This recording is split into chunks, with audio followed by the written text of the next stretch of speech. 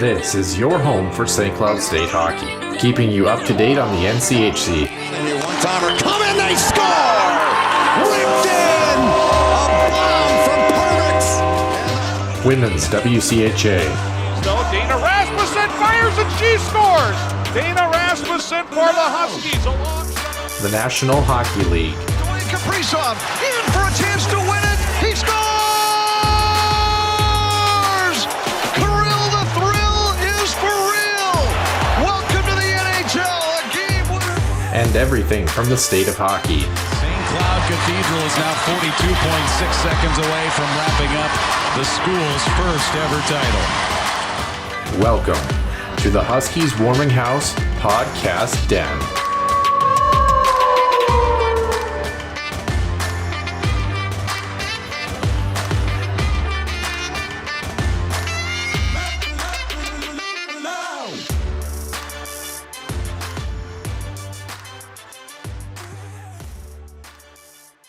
Welcome back to the Den, Husky Warming House Podcast fans. It is now episode number 72. It is Sunday, August 1st. No, I can't believe it's already into August. It really is crazy. Lots of topics to discuss this week. Again, plenty of NHL free agency and trades that we'll have to cover from the Minnesota Wild all the way from the west to the east coast. And then a couple of other interesting quirks that's happening around the National Hockey League. And then we'll touch on a little bit of some Olympic news surrounding the NHL as well as USA Hockey. We'll discuss trivia as well as get into some more in-depth breakdowns of the Minnesota Wild's recent signings, departures, and what their current depth chart looks like heading into the 2021-22 season. And then in our extra ice session, we will discuss and break down some of the biggest winners and losers we feel as of right now here, August 1st, that have come out of the NHL trade and free agency season. And with that, we will get right into it, starting with Center Ice View news and notes in the Huskies Illustrated Weekly Round. Center Ice View news and notes. Center Ice View provides you with the best coverage of St. Cloud State Huskies hockey, from game notes, recaps, photos, and more. Go to centericeview.com.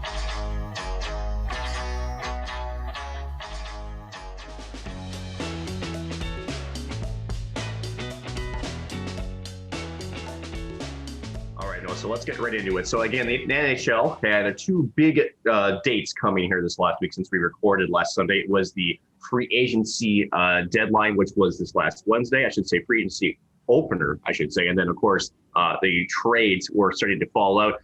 There have been 291 trades, buyouts, and free agent signings across the league since last Sunday, since we recorded, Noah.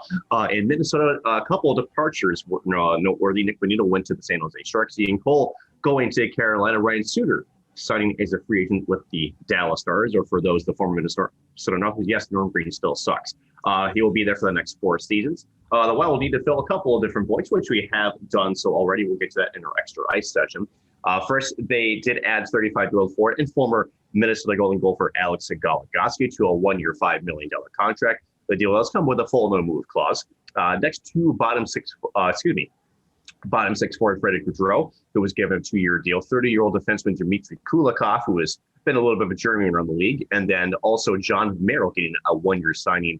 And then in the minors, Iowa adding Dominic Turgeon and Joe Hicketts, and also former St. Cloud State Husky John Lazar, who's part of that 2018-2019 just fantastic hockey team that unfortunately had a very early exit in the NCAA tournament. And then also some re-signing through Minnesota, Brandon Duheim and Dakota Murmis, both getting 2-year extensions. Yeah, we'll circle back to the Minnesota Wild, like you mentioned, later in the show here. But the NHL right now is investigating San Jose Sharks forward Evander Kane after his wife, Anna, posted 3 Instagram stories on Saturday accusing Evander of throwing games to support his gambling addiction. Anna claimed that, quote, the NHL lets a compulsive gambling addict still play when he's obviously throwing games with bookies to win money, and asked how the NHL can, quote, let a player gamble on his own games.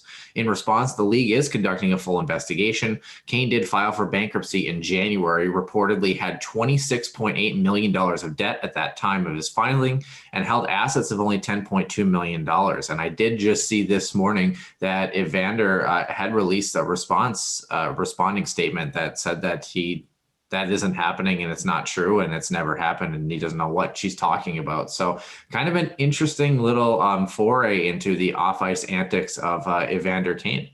And, to jump on that too, that the rumors are that he is, Evander Kane is over in Europe for the summer with his wife and is back in the San Jose area.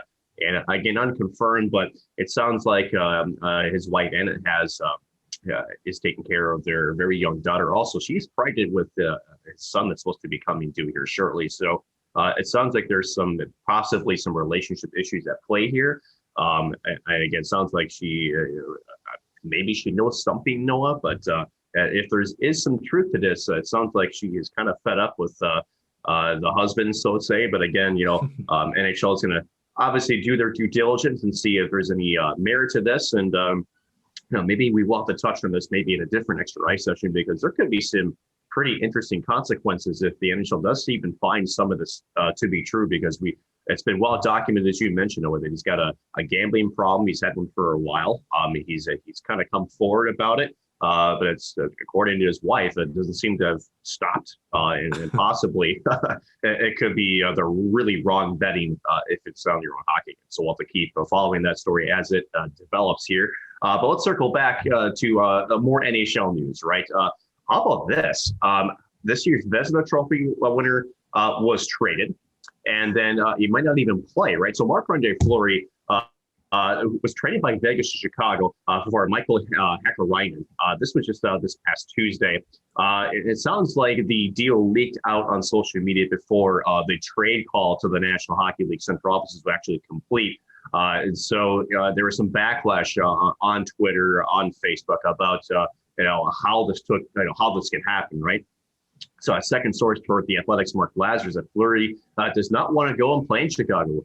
Seeing the longtime puck stopper isn't interested in moving his family to an unfamiliar city, and it's not about the Blackhawks organization by any means. I know that Fleury has made public note that when he was picked by Vegas in the expansion, he did want to finish his career there. But still have yet to see whether or not he will do so. But Fleury's big-time agent, Alan Walsh, as we all know, it can be quite vocal, especially on social media. So the 36-year-old still hasn't heard anybody from the Vegas Golden Knights, at least at the time of that. He was informed a little bit later that the trade did actually end up taking place. But it sounds like now he'll be discussing with his family what he'd like to do and evaluate his hockey future again. And there still hasn't been any word from the Fleury camp on this. He is still due $7 million next year in the last year of his contract that he signed in Vegas when he was drafted there in 2017. Yeah, it's just a really odd situation. I mean, there's no really, I don't really know how else to put it. It's just really quirky, to put it lightly. We got a lot of weird things going on in the NHL, Nick. And well, just to cap on that too, we all knew Vegas needed to create some cap space, right? And then Alex Martinez, when he signed a pretty lucrative deal to stay there, you knew something had to give. I don't think Marc-Andre Fleury was on a lot of people's radars that was going to get moved by Vegas. And kind of interesting that it leaked out before he was officially told. Obviously, sometimes in media that happens where you have close sources and it kind of comes out before things become official. So I do kind of feel for both sides of the situation, but I got to feel for Fleury. Definitely, I know that he's one of those players that really became to love the Vegas organization and that fan base, and kind of have to wait and see what he decides to do. I'd love to see him play. I think he's a fun goaltender to watch. He's quite the personality too. I think if there's one person that has a television career after their playing career, is Marc-Andre Fleury. So I hope for the best for him, and I kind of hope that he suits up for whether Chicago or anybody else would love to see him play. Yeah, speaking of Vegas, we've got a couple of final quick hits to get to around the National Hockey League and hockey world. Vegas forward Alex Tuch, he's going to miss 6 months after shoulder surgery, and Montreal forward Paul Byron is going to return after 5 months. He had hip surgery last week. Boston Bruins center David Krejci has finally left the organization after 14 seasons to play in the Czech Republic, while three-time Stanley Cup champion defenseman Nicholas Jomerson has retired after 14 seasons. Krejci in Boston tallied 730 points and 962 career games, all of those with the Bruins, while Jomerson spent time in Chicago and Arizona, and he was known pretty much as that hard-nosed shot-blocking defender. I believe he had the second highest shot blocks per 60 minutes in the league still at age 35, so kind of impressive there. Lastly, Pittsburgh head coach Mike Sullivan was named as the 2022 U.S. Olympic men's hockey coach for this upcoming Olympics, and the Dallas Stars plan to retire Hall of Famer Sergei Zubov's number 56 this season on January 28th in a game against Washington. With 549 points over 16 NHL seasons, 12 of those with Dallas as a defenseman, in addition to a Stanley Cup in 1999. He joins Neil Broughton, Bill Goldsworthy, Mike Modano, Bill Masterson, and Jari Lehtinen as the sixth Dallas Star / Minnesota North Star in those organizations to have their number retired.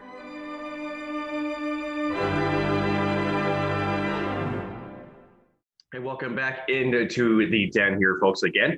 Nick Maxon along with Noah Grant. Noah, can you believe it's August 1st right now? It's I still can't wrap my head around it.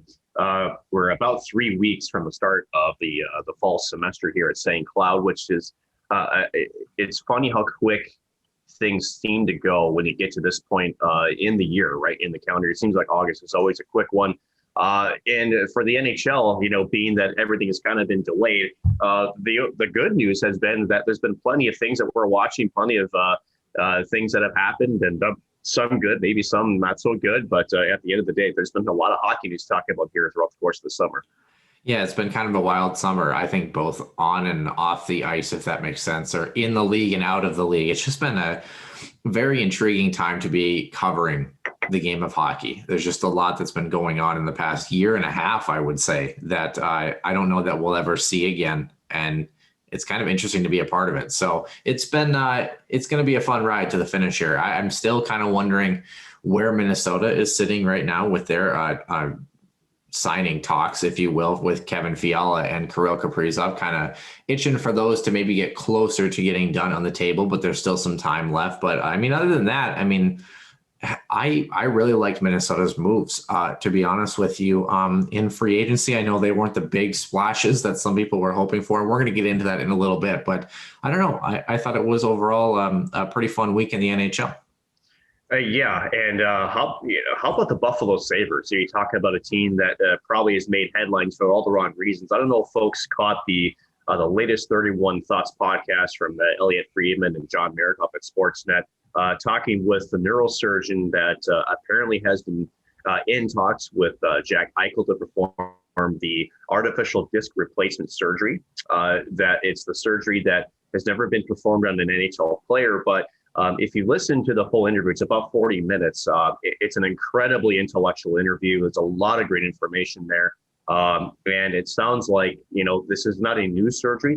He's performed this procedure about 1,000 times. He has performed it on hockey players, just no one that's currently in the NHL. And he describes the difference between what he would like to perform and I don't know if maybe the more common, which is the spinal fusion surgery, and some of the benefits and the risk between both of them. And I will tell you what, I just would suggest folks to listen to that, because I think you can form your own opinions. But I left very, very intrigued by it. And I actually kind of like the idea of Jack Eichel getting the surgery, just from my own opinion. But, how about, this? How about the Sabres GM Kevin Adams issuing a statement that they're gonna he's still a player in a contract, and then very shortly thereafter the agents putting out quite the response to the GM's remarks. It's been quite.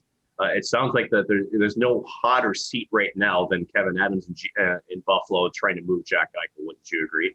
Well, yeah, and he's in my list for the extra ice sessions. Let's not get too excited here, Mr. Maxon. But yeah, it's a situation that it's odd. It's odd from a medical standpoint. It's one thing to say, why hasn't this player been moved, or why X, Y, and Z related to business transactions in the NHL.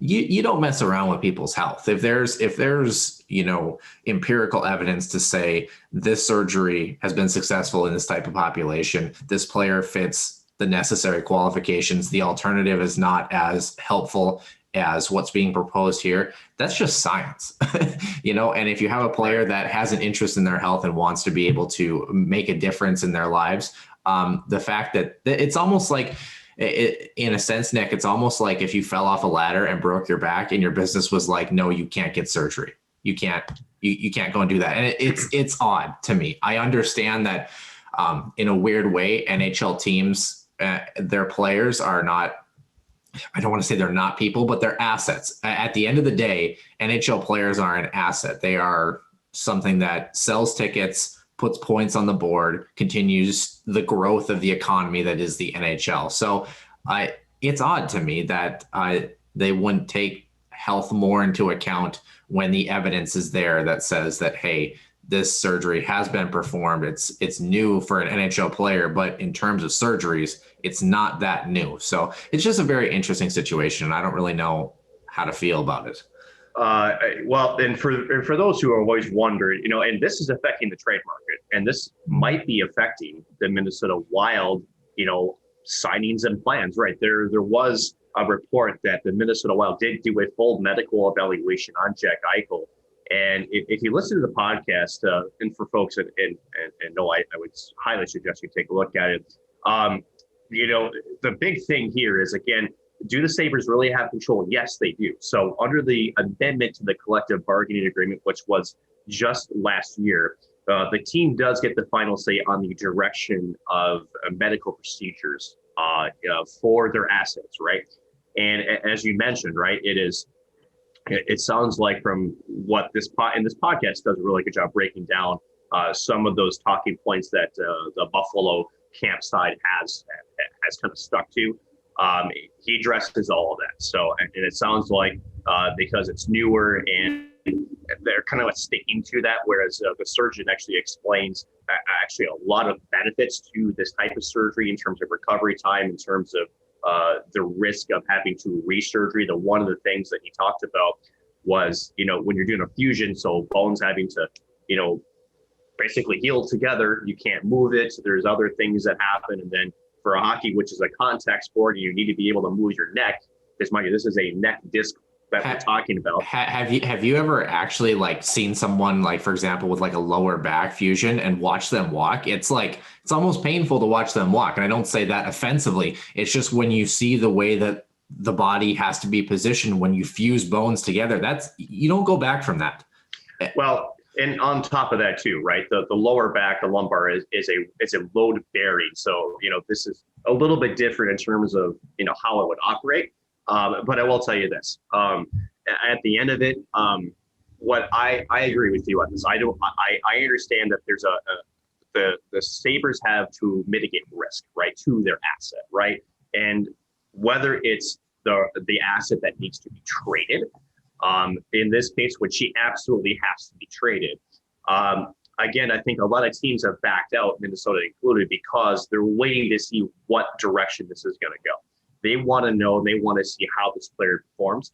At this point, I would not be shocked if Jack Eichel is still a Buffalo Sabre when we get to training camp. It's just that kind of way this has been trending. I understand Kevin in his position too, where, you got to get the most value for that type of asset. So to me, I would think if I'm in his shoes, there would be an incentive to really do a deep dive into this surgery, which has, again, it's not new. It's been around for a while. It's just not kind of getting into the sports thing. The surgeon he's performed it on MMA fighters. He's performed it on National Football League players, on rugby players who use their neck quite often. It's going to be an interesting story to watch, because I really do think that it is affecting the Wild signings like Kaprizov and Fiala, because I do think Fiala is a dangle for Jack Eichel. I really do think that. So we'll have to wait and see. Before we get into a little bit more of the Minnesota Wild's off-season, Noah, I think we have to touch on Blue Line fan trivia here for this last week, because it was kind of an interesting battle. There was a pretty close couple of folks who were trying to get in there right away, weren't there? Yeah, I also wanted to add to the Buffalo Sabres situation. I thought even if Jack Eichel was healthy, I thought their asking price was too high. So put that one in perspective. But nonetheless, our trivia question, as you mentioned, we are in the smack dab in the middle of season 2 of trivia. I believe this was week 13 or week 14. I think it's week 13. So the question did read, Alex Galagoski joined the Minnesota Wild on a 1-year deal as a steady 30-point defenseman. His NHL success is noted, but what playoff record in the AHL does he still hold since 2007? He has 2 awards for the same season, the same feat. So name one of those. Nick, did you get a chance to check out which award that he has in the AHL? Do you have any idea? No, that's all right. I was kind of going back and I was like, Alex Galagoski was in the AHL for a time. And then I was like, oh yeah, that was a long time ago. Very long time ago. Yeah. Yeah. So Tanner Heath was our winner. He climbs to the top of the leaderboard. Alex Galagoski tied most points by a rookie in the AHL playoffs and holds the record for most points in a playoff by a defenseman with 28 in 2007-08. Only Jamie Benn and Michael Mersch at 26 and 22 points have scored more than 20 points in a single rookie playoff, plus Mike Sillinger in 1992. He had 28 as well, so that's where that record is tied. But he's the outright record holder for most points by a defenseman in a AHL playoff stint. So congratulations to Alex on that award. And congratulations that he turned his AHL career into a really good NHL career, Nick. And I hear that he's playing for a team kind of close to home. Yeah, this was always going to be an intriguing, free agency period for this squad, especially after the two buyouts, as we've discussed in previous episodes.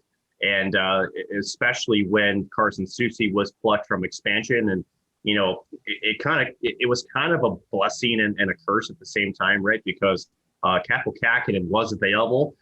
Seattle decided to build a stronger defensive core, and hey, they got a pretty good goaltender after the expansion draft in Philip Grubauer after talks with between him and Colorado somehow went south, but.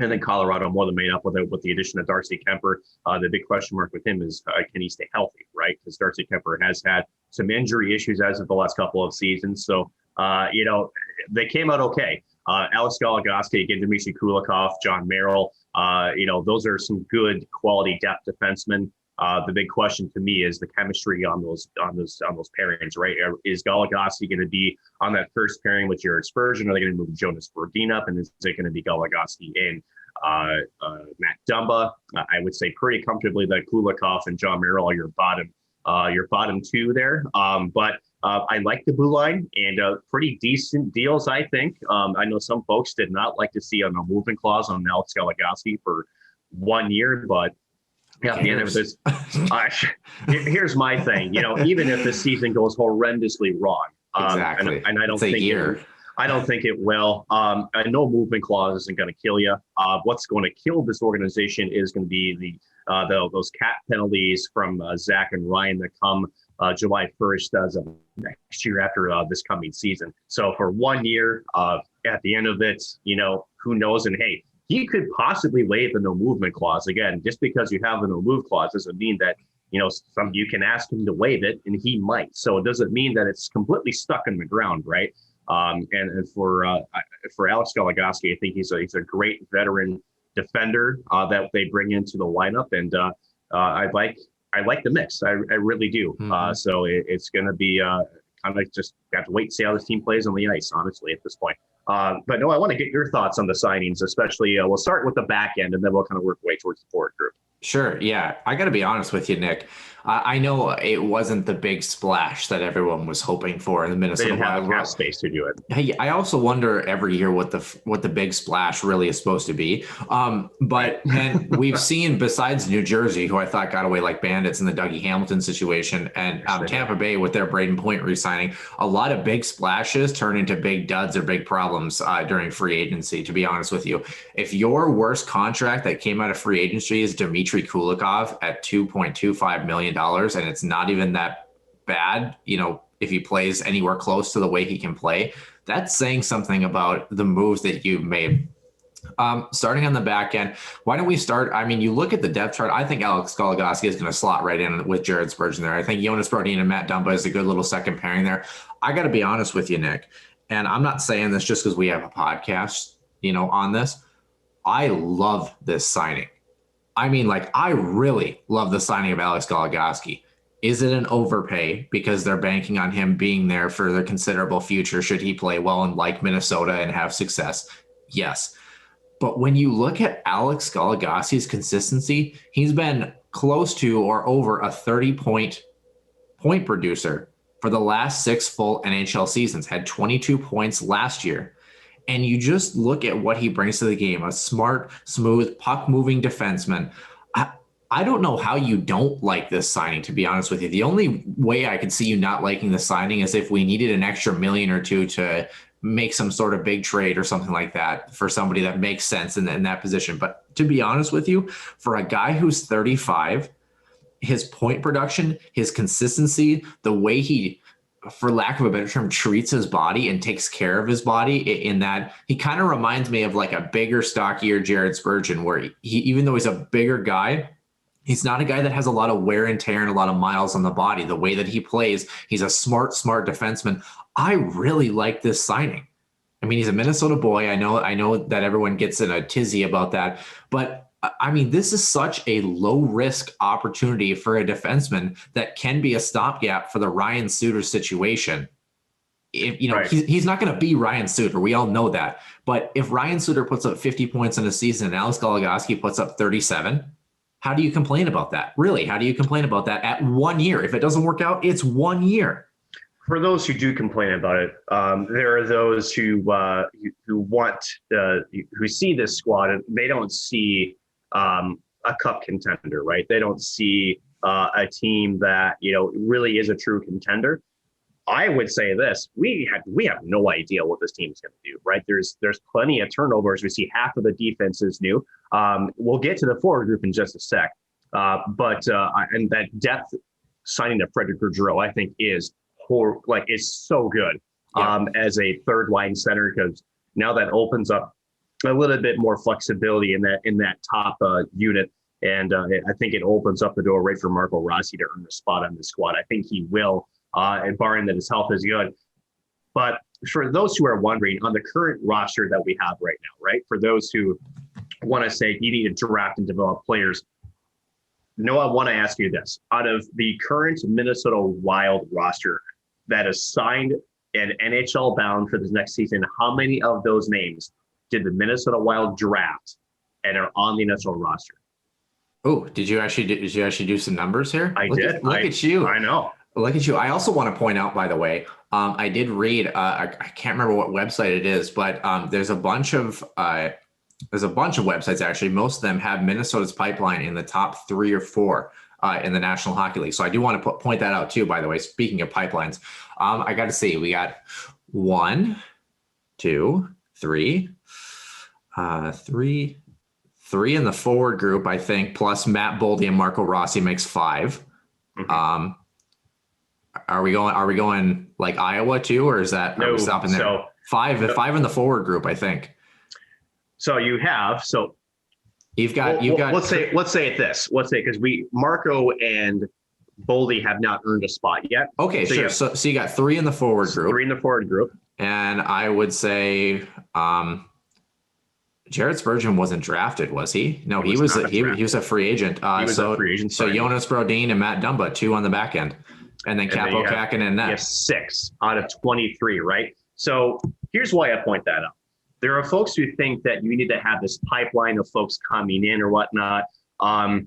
It doesn't happen this way in the NHL. Yep. It just doesn't. For those who, and granted, those pipeline rankings, I'll be honest with you, they're bullshit. Let's be honest, they're bullshit. And here's why I say that. They look at paper, right? You can always look at a player's skill, what they maybe project to. Keyword, maybe, right? There's a reason why Jack Eichel is worth at least a couple of first-round picks and probably a player that's going to be your first rounder, right? And probably even more, right? It's because, why is that, right? People, for those who really want to go on this draft and develop crazy mindset, right? Jack Eichel is a proven NHL player. Your draft pipeline is 100% unproven.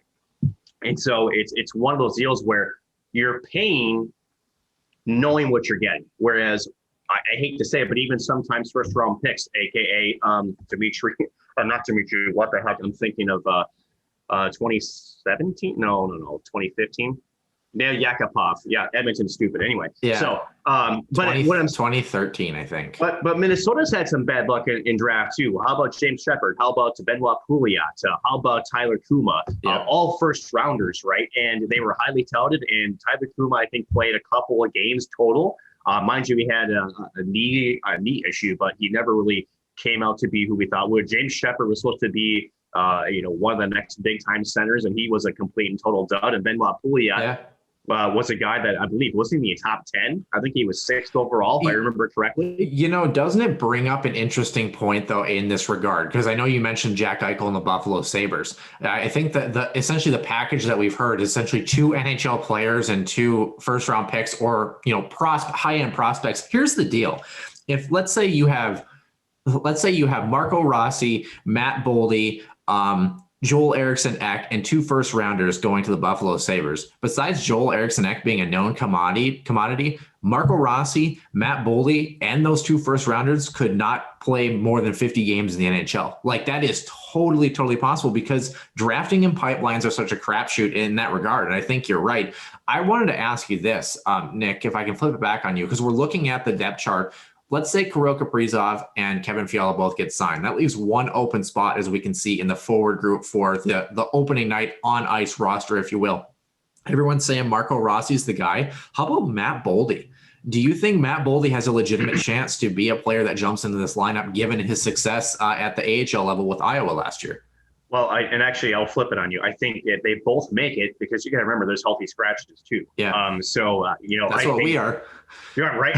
So, that puts some pressure, guys like maybe Nicole Sturm, puts pressure on maybe Victor Rask. Again, I thought Rask, we talked about it. I think he played very, very well in a position where he was with some great guys. Now, you can have that argument. I think it's true that is he to the level of where he should be on that top line? No, it was more of a, what do you call it? It was more of an indictment of the center depth of the squad. But there's some players there that could see, you could say the press box more often than not. So I think those 2 could, and they do have a legitimate chance of making it.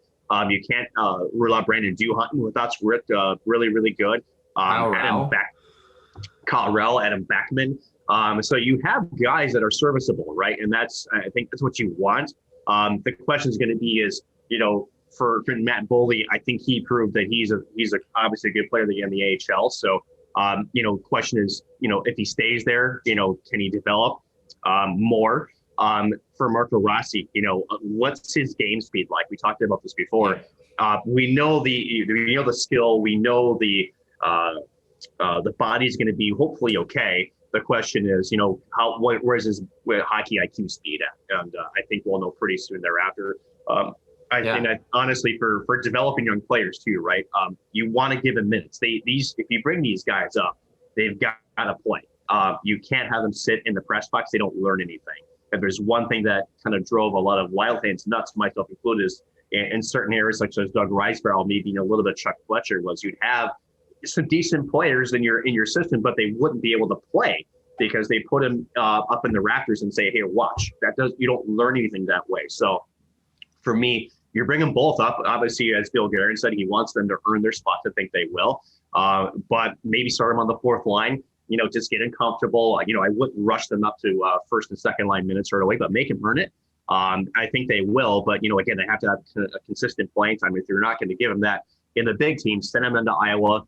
Give them big minutes, make sure that they learn, and then maybe they get recalled. So that's the thing about young players, right? It's a huge jump. We often forget the jump from the minors to the NFL is so big. The speed, the decision making, everything is so much better at that level.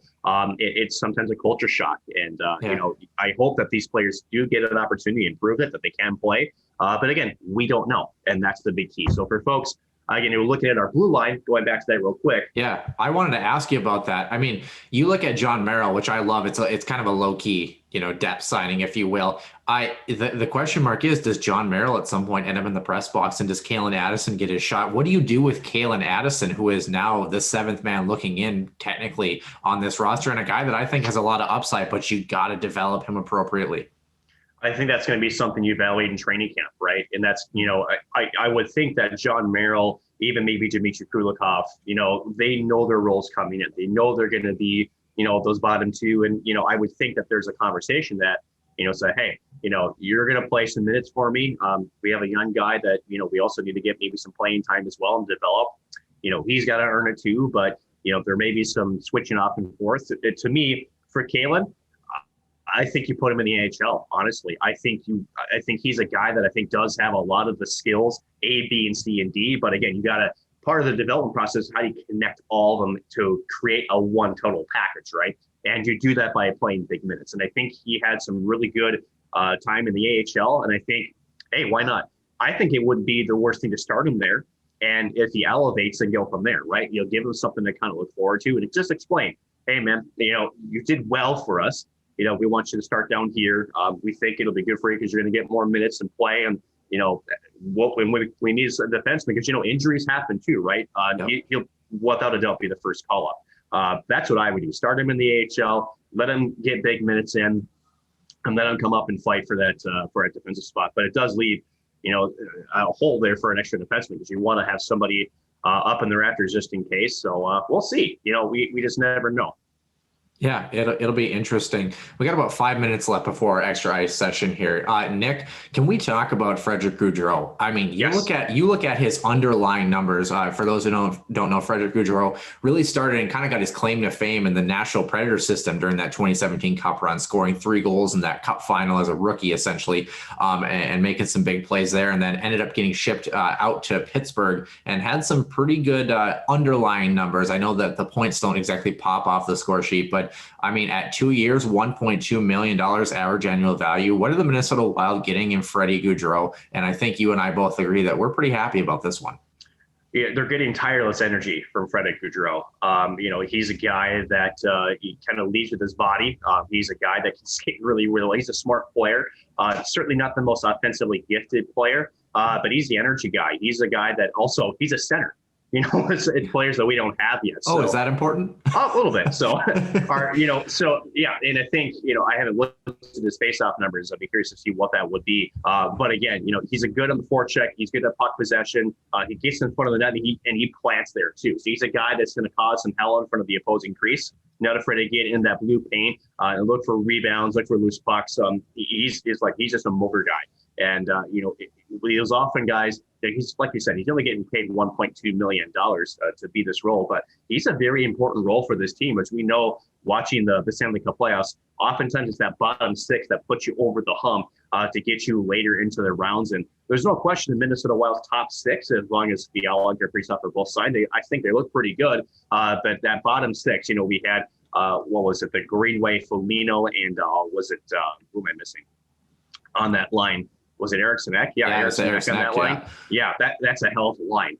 That might end up being kind of a pseudo second/third line. But if you can put Freddie Goudreau in with some other of those guys like Nick Bukestad or would even Nico Sturm be in there or Ryan Hartman? Who knows? There's a lot of flexibility in this roster. This roster is looking pretty good up and down the whole way through on the forward group. So and Freddie Goudreau is going to be a big piece of that. Again, if you can find a center that is more of a true center. I know Reinhardt, when they place that center, I don't think he's a true centerman and where I think he feels best, but a guy that's a natural center is going to really help solidify that spot and allow some of those guys like Ryan Hartman and maybe even Nico Sturm to be in their more natural spot and be able to excel where I think they should be on the ice and not where, they can play, but maybe not excel. Yeah, I wanted to point out here, when you look at Freddie Goudreau, 162 faceoffs, 87 wins, 53.7% for him last year. Fantastic. So, yeah, and 48% the year before and 49.6% the year before that. So, I mean, you look at a player that when you're a bottom 6 guy, okay, you are not expected to be a contributor. Maybe a little more if you're a third line guy, but you're not expected to be, a goal scorer guy that's going to pop 20 points. If you can add that depth, that's important. But ultimately, when you're playing bottom 6 minutes, your goal is to be even or better. That's what it is essentially you keep the other team off the scoreboard, you control possession, you control play, and you try to move the play forward out of your own zone. I know that sounds like a simple thing, but when you look at kind of high flying, first or second line type things, their goal is kind of high risk, high reward sometimes. And you're hoping to balance that out with a center that can play both directions and is able to kind of alleviate the chance taking that might happen with your wingers who are a little bit more skilled. When you have a centerman who's in your bottom 6 that's pushing those numbers at 53, 54%, he's a good penalty killer. He's someone you can put in a lot of defensive situations. That's important. It's almost like he's a poor man's Joel Eriksson Ek. if you will, without the scoring touch that Eriksson Ek had this year. I think it's a great pickup for Minnesota. And again, at $1.2 million a season for 2 years, low risk, high reward. Yeah, absolutely. And, we talk about, the reason why I bring up the faceoff number is, again, let's go back to St. Cloud, Will Hammer being the fourth line guy. But we saw him in very, very important faceoff situations because, again, if he would always contest for a puck, he may not always want to clean. But sometimes, too, as a centerman, right, when you're taking a draw, sometimes if you just can try to tie up the man and tie up the puck and allow your wingers to come in and scoop in and maybe, get to possession too, that's big. And Goudreau is not he's a guy that's got grit to him. He's a guy that's, he's not shy away from the physical side of the game. And, again, 53% of the faceoff dot, you always, especially in your bottom six, you want to be at 50% or higher. 53 last season, that's a solid number. And there's no question that Bill Guerin was looking at that number going, man, because if there's one area that our centermen were not very good last year for the Wild was in the faceoff dot. Yeah, it's pretty much Nick Bonino. We're at 40 minutes, Nick, but I do have one final question for you. And I want to see if you can explain this for the folks out there. The Brendan Menell situation, him wanting a one-way deal, not getting that deal. He's played 5 career NHL games, and he essentially gets shipped for a conditional 7th round pick that becomes a 7th rounder only if Brendan Menell plays 30 games for the Toronto Maple Leafs. What were your thoughts on that situation? Because I know Minnesota would have loved to have him. He's a great player. Had a really good AHL campaign, really good KHL campaign. Obviously hasn't played more than a cup of coffee in the NHL. A lot of fans are disgruntled by this one. What's your take? A couple of things. First of all, the trade is a culmination of things that were trending that way, right? When you go to the KHL and you refuse to sign as an RFA, that already tells you there was something to me that there was some sour relationship between the two, right? Now, whether that was simply due to the fact that it was a one-way relationship or a one-way contract, I have a hard time thinking that's the only thing that's out there. But listen, when a player who has only played 5 NHL games and has never been consistent is demanding a one-way deal, you get rid of them. I hate to say it. And the funny thing is, if you look at the conditional pick, it's saying, hey, didn't want to give him a one-way contract, but if you do and he plays 30 games, okay, we'll take a 7. So they're basically saying, oh, here's this guy. Oh, by the way, if you actually gave him what we didn't want to give him because what the heck, too high a risk, then here you go. Mind you, when you're on a one-way deal, especially with the service that he has, he's going to need waivers, right, to send him down to the minors if he doesn't perform well, which means he'll be picked up for basically next to nothing. Well, sorry, nothing. So it just seemed like that there was a fit issue with Minnesota to me. Can you also explain to people who gets one-way deals usually? What is the difference between a one-way deal and a two-way deal? I know you and I know this, but what is the difference for people out there? And who do you give one-way deals to versus two-way deals? One-way deal is a guy that's an NHL player, and that's it. That is it. Two-way players are two-way deals, I should say, are for players that are in their development who you want to be able to have team control over to be able to send them up and down to the minors if you need to recall him, if you feel like at the end of the day that they're good enough to be that call up and maybe stick around and can earn a spot. So entry level deals a lot of times are waivers exempt. But for two-way deals, that's the highway you create, right? It's the ability to have flexibility in your roster, but you're not giving a guy like Joel Eriksson a two-way deal because he's never going to go down to the minors, right? So at the end of it, that's a very surface level explanation of that. And again, you have to earn your one-way deal, right? And again, going back to Brendan Menell, just a quick thought with him. If the organization didn't feel like he was part of their plans, and obviously not, they had 3 depth signings. Obviously they feel like for a kid who was in the minors and went over to the KHL, which is a much different league with a much different emphasis on defense, pretty much no defense in that league. It is an adjustment, right? So yeah, he may be this dynamic scorer in the KHL, but again, NHL coaches here in this league, they want to see a guy that, if you can keep those offensive numbers, great, but you also got to be able to take care of your back end. And that's kind of been the big question mark with Brendan Menell is, does he have that skill set? He's going to have to prove that with Toronto if he wants to earn a spot.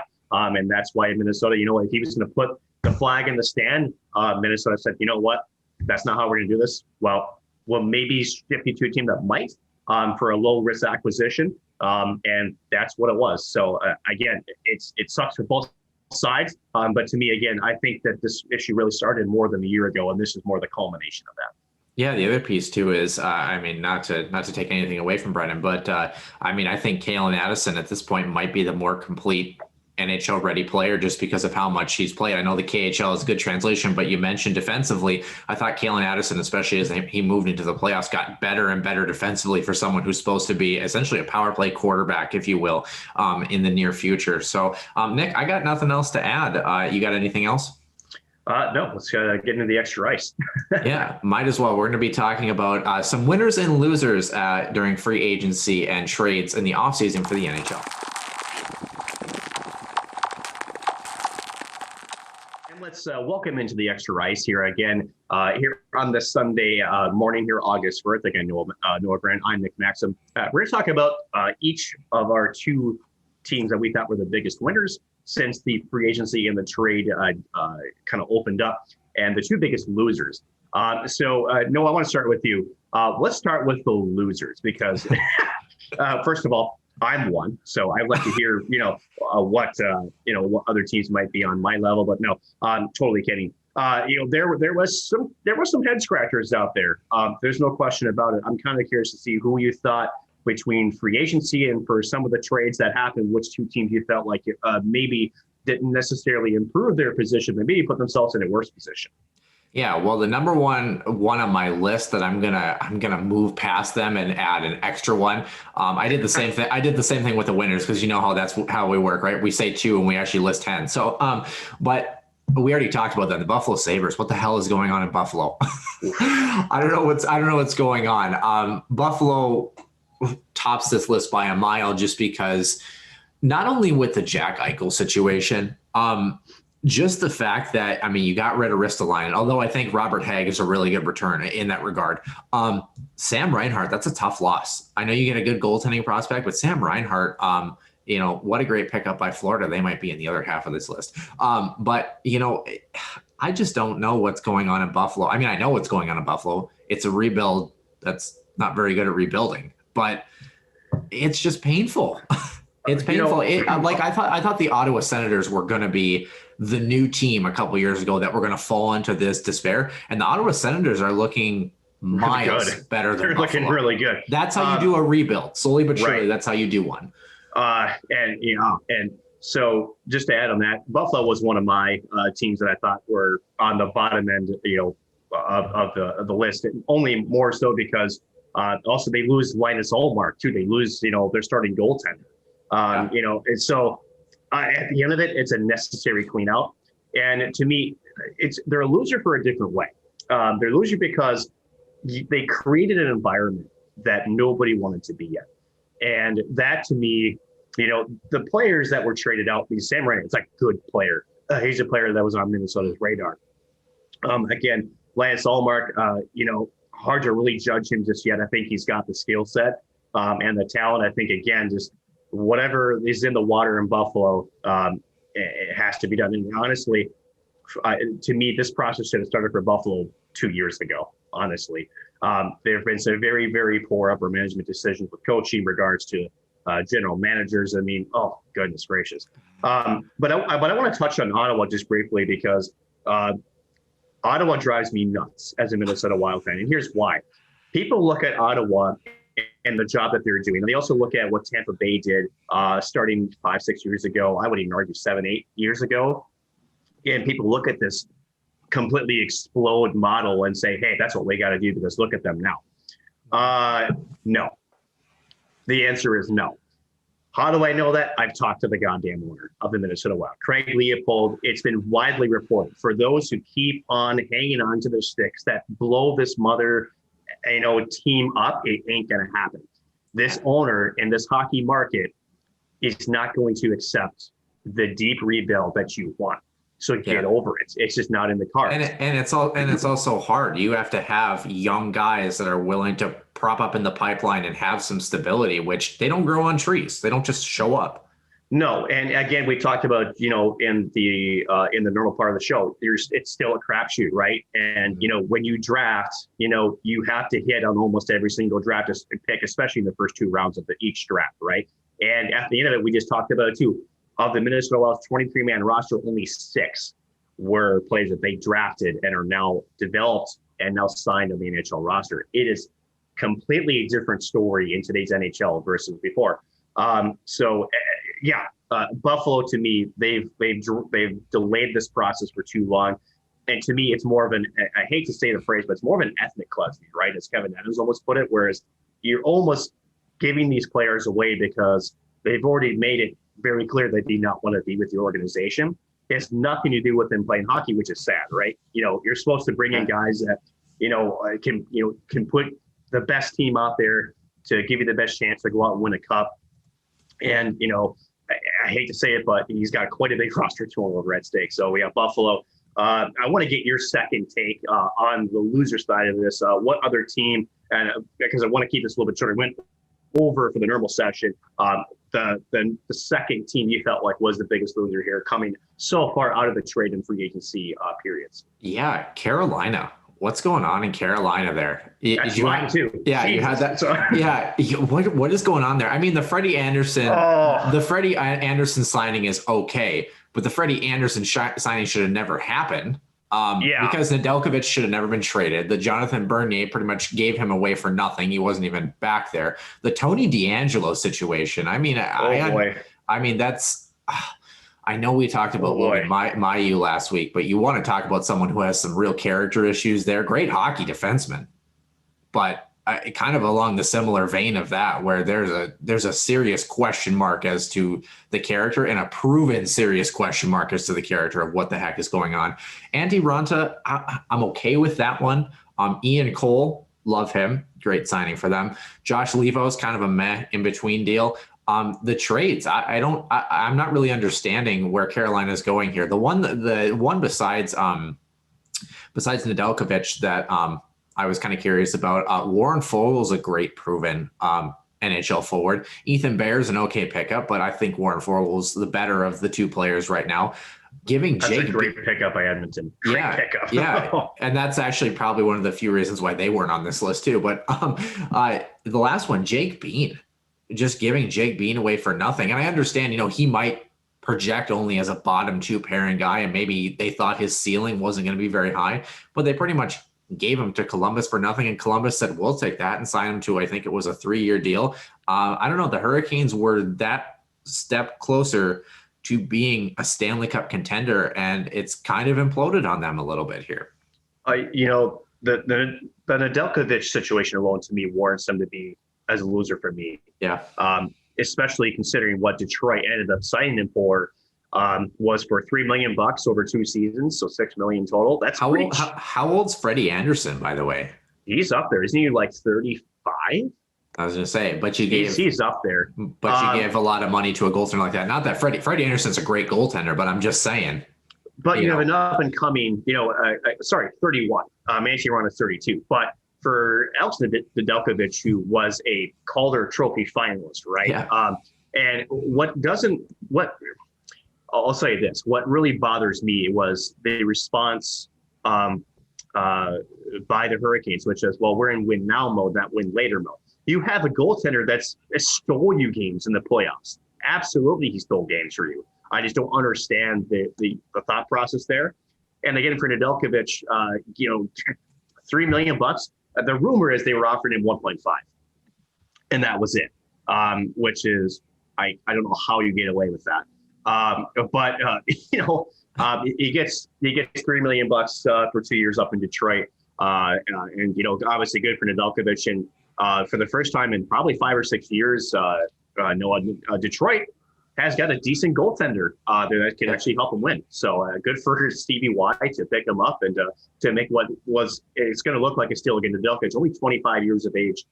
coming off a really good, solid rookie campaign. He's a proven starter now, and he's going to be, I think, a really good addition to the rookies. And who knows? I mean, with that, I don't know if I would say proven starter, but again, I mean, he could dip next year. I mean, we see good goaltenders dip all the time. Look at the Braden Holtby situation. Braden Holtby was great, got that big contract, and has been not great since.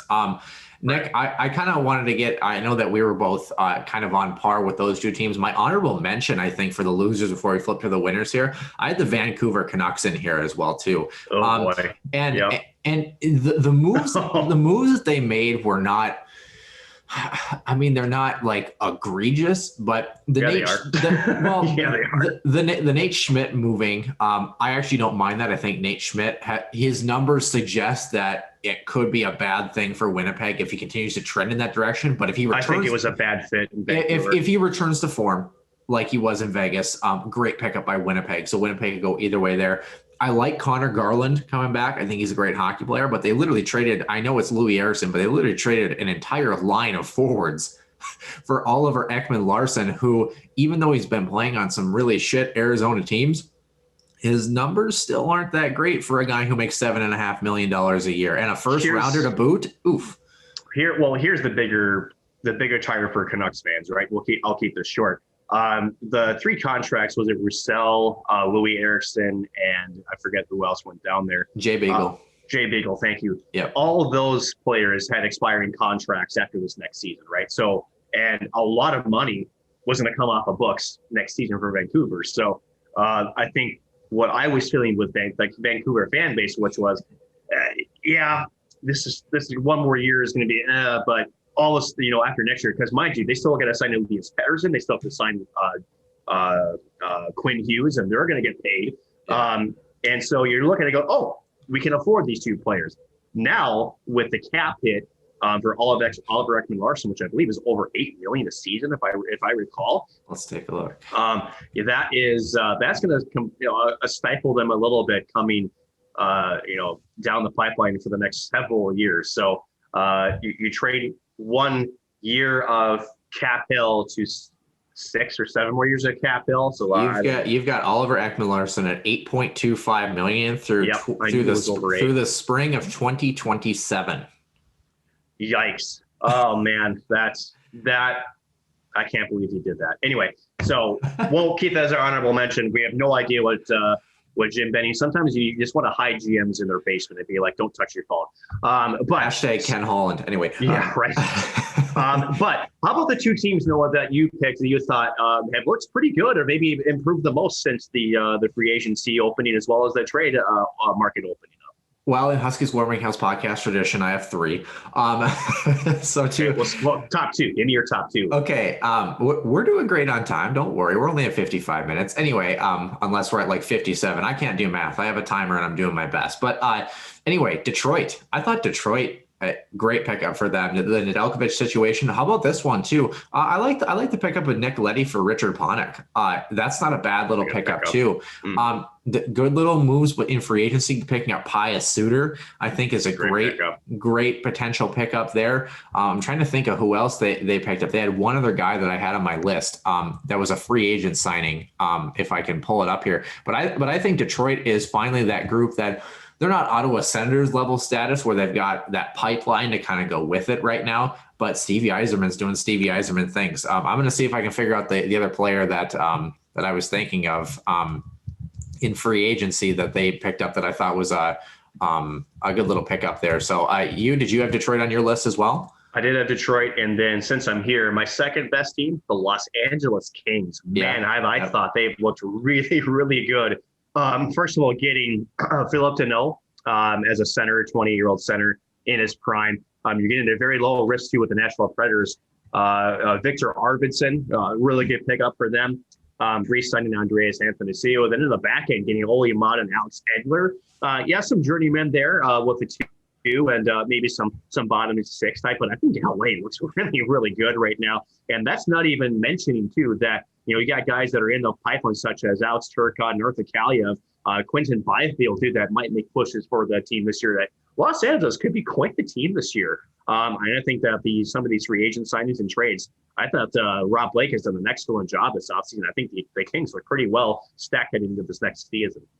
Yeah. Oh, I was really liking the re-signing, by the way, for Detroit of Tyler Bertuzzi, and then Jordan Osterley's a nice little pickup too. I really like LA's system. They were fourth on my list. I was in between on this one. I had the Florida Panthers in here. Sneaky good little trade deadline there. I think the acquisition of Sam Reinhardt is pretty good. You're getting that NHL player. Anton Stralman, adding him into the mix, or moving him, I should say, to Arizona there, and kind of alleviating some of that cap hit and some really good pickups there. I know that Florida wasn't the splashiest team, but they're a team that you don't mess around with anymore. They might vie for that, third spot, but behind Toronto and Boston, kind of out there. I believe is it the Atlantic Division is where they're sitting at? I believe it is the Atlantic Division. Yes, Atlantic. Yeah. Yep. Okay. Yeah. So I mean, that's just I thought that they were a sneaky good pick. The other team that I had hits a little closer to home, just because I thought they upgraded the one spot that they needed to be at. I thought the Winnipeg Jets had a decent little free agency period. If Nate Schmidt pans out, that Brendan Dillon pickup I thought was all right, and they really filled out a couple of defensemen and a single pairing there that was really kind of lacking for a group that. They're bringing Paul Stastny back. Their forward group is all right. They're starting to kind of be on the up and up. Winnipeg's a team that is kind of in that in-between too. They kind of remind me of Carolina as well, where it's like one bad move or one really great move can really change the complexion of whether they get over the hump.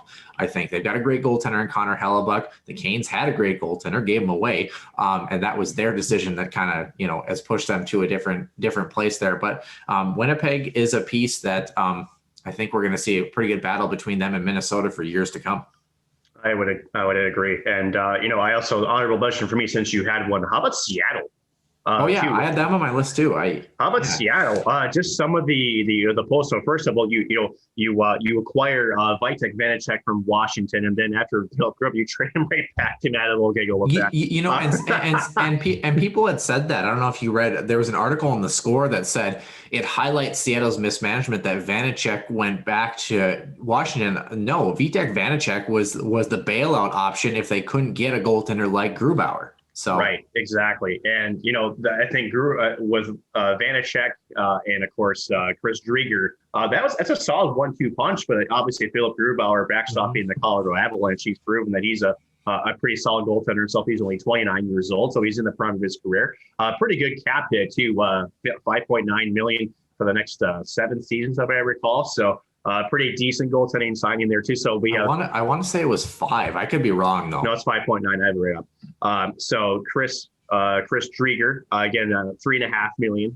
So at the end of it, a good pickup. So it was a 6-year deal. 5.9 total cap. Total value of the contract, $35.4 million. So at the end of it, I think a couple of those tweaks again. Jaden Schwartz, Alexander Wenberg, some good top 6 talent there. And I don't think Seattle's done, but again, they're not looking terrible, especially in the Pacific Division. That might be a little bit weaker this year. So they might be okay. I don't think they're as solid as maybe Vegas was heading into the season. But again, this team hasn't even taken the ice yet. So we'll see. I first of all love the jerseys. Absolutely love the Seattle jerseys, and I would love to see that Seattle and Vancouver rivalry. See how that sparks. I think that's going to be one hell of a rivalry across the bay there, up in the Pacific Northwest. I think that's going to be great. October 23rd. That's their opener against the Vancouver Canucks. I had one final question for you about free agency, Nick. Speaking of Grubauer as well.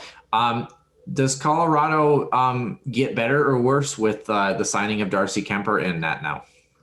It's about the same to me. The big question is his health, right? I think Darcy Kemper is a great goaltender. He's proved that in Arizona, but the one thing he also proved is he's been injury prone. So the one thing that, really is the question mark is if he's healthy, he's a great goaltender. I think he's on par with Philip Grubauer. I really do think he is. But at the end of the day, they only got him to a 1-year, $3.5 million contract for that reason. That is, he's been injury prone. So we'll see what happens. I think he's a playoff caliber goaltender. It's amazing that you talk about a guy that the Minnesota Wild developed and then traded away because they didn't want to pay him money. There you go. And yes, I'm talking to somebody familiar, and yes, I will be waiting in my DMs for that response. So at the end of it, seriously though, I think Colorado makes that okay. To me, Pavel Francouz, to make sure that they had a capable backup was more important than maybe your starter. Because again, for Grubauer, one of the things that I thought he did really, really well was he stole some games. Darcy Campbell really stole the games, but I also felt like sometimes you need to give your goaltender a break, especially down the stretch. And they traded for Devin Dubnyk in Colorado. And they never used him like once. I think they used him as like the last regular season game, but that was all they used him for. So it kind of tells you a little bit of what they felt about Devin Dubnyk, who I believe still is without a contract, is still a free agent on the goalie market. So I think Colorado's fine. I think the bigger devastation for Colorado was the Nazem Kadri situation, honestly. So we'll see. But now that they've re-signed their captain, Gabe Landeskog, now the clock is on Colorado to figure out what they can do with Nathan McKinnon, because he took a very team-friendly bridge contract, and he's not going to have. He's going to be 27 years old by the time he signs his big boy deal. He's going to be worth north of $10 million. I think even closer to 12, in my opinion. Trade him. Blow it up. Blow it up. Blow it up, right? Can't pay him, blow it up. So you need to draft more players. So yeah. Speaking of which, just to prove a point, on Colorado's roster, 1, 2. Now, mind you, this current NHL roster, 1, 2, 3, 4, 5, and that is it. It's 5 players that they have drafted, developed now on the NHL roster. So I will say, I want to add this little piece too, and I totally agree. Can we add Jared Spurgeon into the mix of players drafted and developed, just because of the fact that he wasn't drafted, but he was developed? Does that make sense? So I think there should be. I think we should think about this for next time. Players like okay, just hold on here. Players like him and Nico Sturm I know.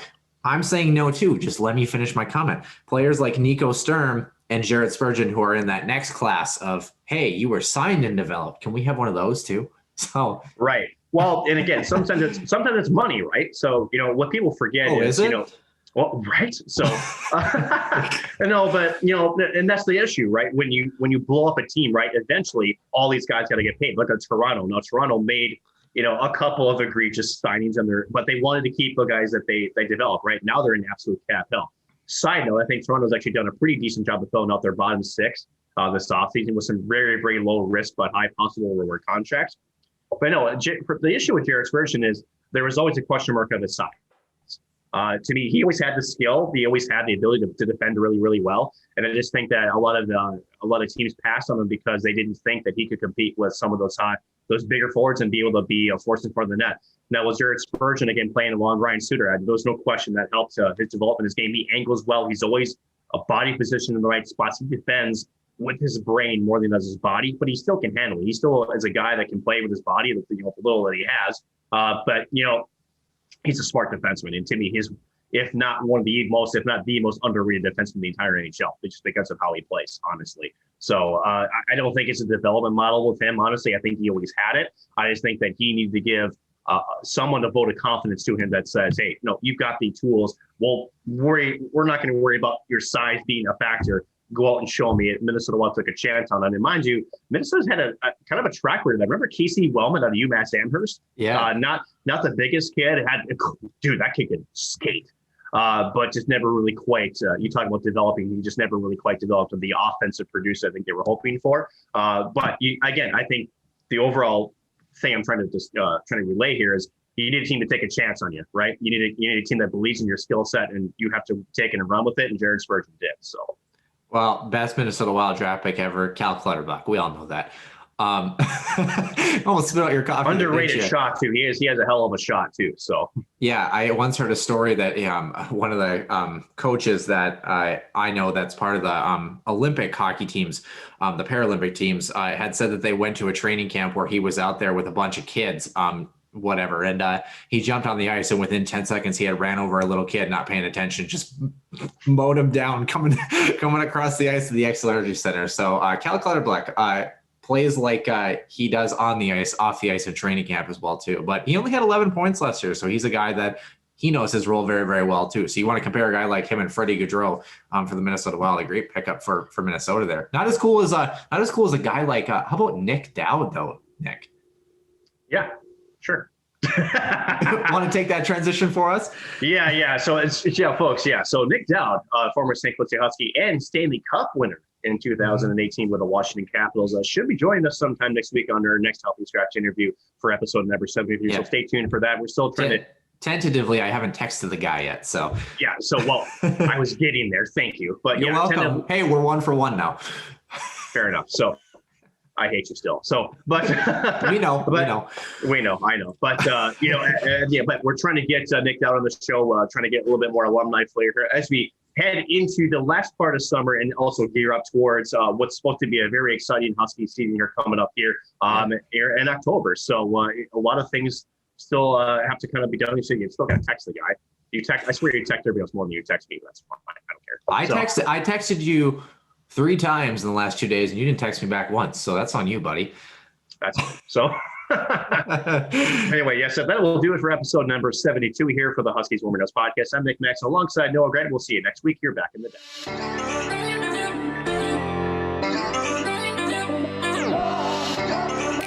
One-timer coming, they score! Ripped in! A bomb from Permix! So Dana Rasmussen fires and she scores! Dana Rasmussen for the Huskies alongside Dwayne Kaprizov in for a chance to win it! He scores! Kirill the Thrill is for real! Welcome to the NHL, a game winner! St. Cloud Cathedral is now 42.6 seconds away from wrapping up the school's first ever title.